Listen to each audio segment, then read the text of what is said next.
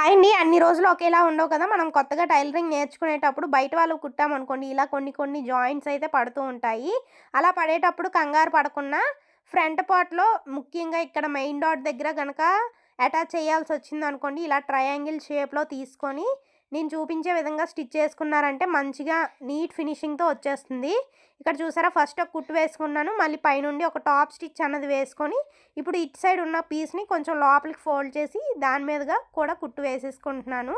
ఇలా వేసుకొని చుట్టూ ఉన్న ఎక్స్ట్రా క్లాత్ గనక నీట్‌గా కట్ చేసుకున్నామనుకోండి, మంచి ఫినిషింగ్ అయితే వచ్చేస్తుంది. చూడండి ఇక్కడ ఉన్న ఎక్స్ట్రా క్లాత్‌నంతటిని కూడా నీట్‌గా అయితే కటింగ్ చేసేస్తున్నాను.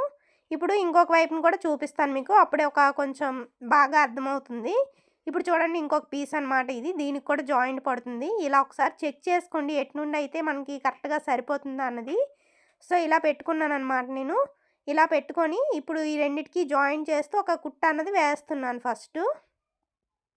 ఇలా వేసుకున్న తర్వాత ఇప్పుడు థ్రెడ్ బయటికి తీసుకొని ఇలా పెట్టుకొని పైనుండి ఒక టాప్ స్టిచ్ అయితే వేసుకోవాలి. చూస్తున్నారు కదా! ఇలా ఒక టాప్ స్టిచ్ వేసుకొని ఇటు సైడ్ ఉన్న క్లాత్‌ని కొంచెం లోపలికి ఫోల్డ్ చేసి దాని మీదుగా కూడా ఒక కుట్టు అనేది వేసుకోవాలి. ఇలా వేసుకున్న తర్వాత ఎక్స్ట్రా ఉన్న క్లాత్ కట్ చేసుకోవడమే అంతే. చాలా నీట్‌గా వచ్చేస్తుంది. వీడియో నచ్చితే ఒక లైక్ చేయండి. అలాగే మరిన్ని ఇలాంటి వీడియోస్ కోసం మన ఛానల్‌ని సబ్స్క్రైబ్ చేసి ఫాలో అవ్వడం అస్సలు మర్చిపోకండి. Thank you for watching. By by.